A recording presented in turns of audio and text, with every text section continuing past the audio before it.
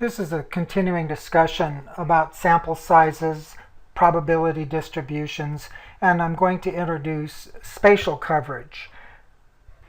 In a previous video, I raised this situation where I had 20 cards. Let's say I had 10 spades and 10 hearts, numbered from ace, or a 1, all the way through 10. And I shuffled those 20 cards, and I dealt 2 to you. And I asked you to add the score of the cards that I dealt you. What we want to know is what are the probabilities of getting any one of the scores that you could possibly get that could range from 2 all the way to 20. So we can make a matrix of this information, and we can look at all the possibilities. There's only one way to get a 2, and there's only one way to get a 20. To get a 2, you have to have an ace and an ace. To get a 20, you have to have a 10 and a 10. There's no other ways that you can sum to 20. There are 2 ways to get a 3, a 2 and an ace, or a 2 up here of spades and an ace of hearts. There are 3 ways to get a 4, and we can go all the way down. There are 10 ways, 10 different combinations to arrive at an 11, 3 possible ways to get an 18, and again, only one way to get a 20. So we can plot the probability or the percentage or the likelihood of any one of these scores on a simple bar chart. There's a 10% chance of getting an 11. There's a 9% chance of a 10 or a 12. There's only a 3% chance that the 2 cards that I deal you would sum to 4 or would sum to 18. And there's only a 1% chance of the cards yielding a 2 or a 20. Now we could do this 1,000 times. I could shuffle the cards, deal you 2, you give them back, shuffle the cards, deal you 2, you give them back, and I can do this 1,000 times.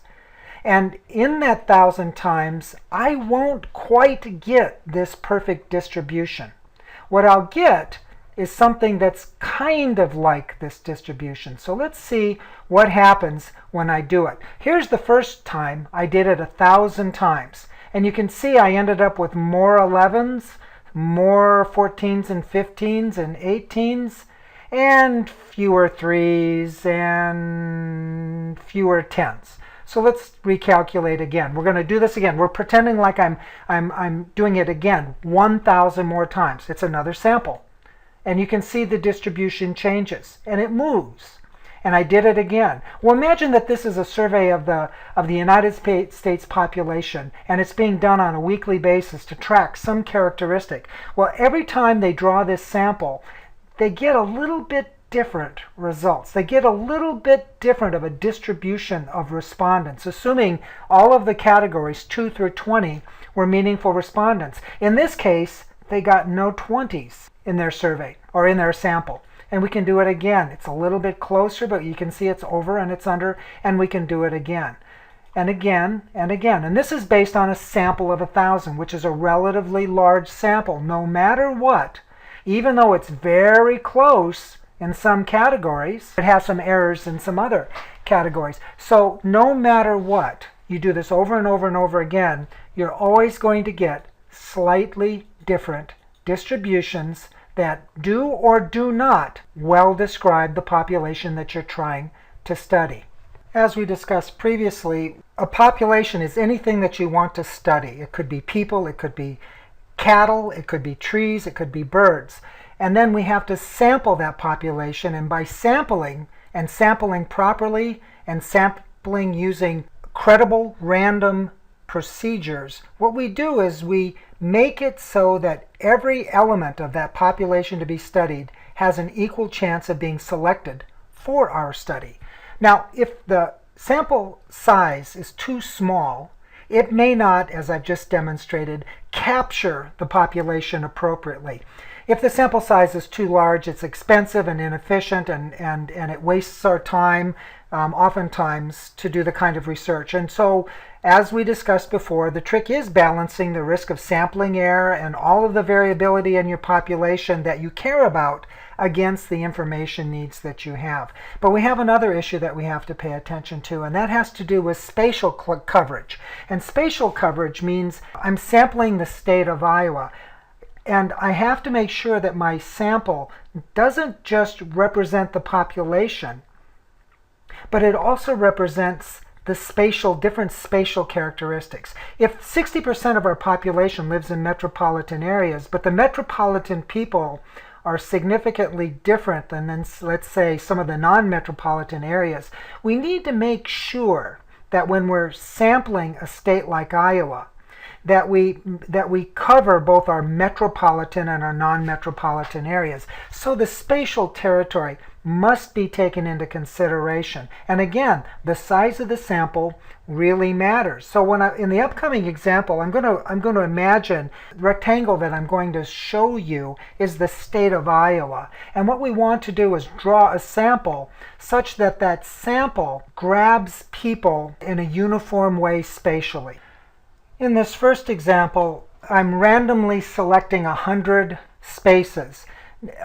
We're going to assume that the probability of anybody being within this rectangle is uniformly distributed. And so there's an equal probability of being in this position or this position, that there's no skewing or weighting of the distribution of people. Everybody, the probability of being in any one of these squares or any one of these place is equal. So if I'm going to sample 100 people, and I have, let's say, a uniformly settled area, let's say rural Iowa, say we care something about agricultural land. This initial sample of 100 has large gaps spatially. And those large gaps could be very interesting or very significant. They could represent parts of if this was the state of Iowa, that don't exist in other parts of the state. And you can also see perhaps that there's some concentrated areas where it shows up. And maybe this is an oversampling of parts of the state that really aren't interesting to know about. So sampling size matters. And every time I change this sample, and you can see every time that I sample, the spatial coverage changes. Sometimes it looks like it covers the state uniformly, or covers my rectangle uniformly, and sometimes it doesn't cover so uniformly. Now I've increased my sample size. And again, what I want is reasonably good coverage over my rectangle. And again, we're assuming my rectangle is some relatively evenly distributed characteristic of what I want to study. And we can recalculate. Right now it looks like we got very, very good coverage, maybe some lean areas in a few spaces, but nothing as significantly large as we saw before. And recalculate. And indeed we get little clusters. And again, this is all simply random occurrences, but we don't get the large gaps. And so again, having an adequate sample size is important. So every time I draw a sample, I get a different cluster of potential responses. Well, this is the importance of sampling.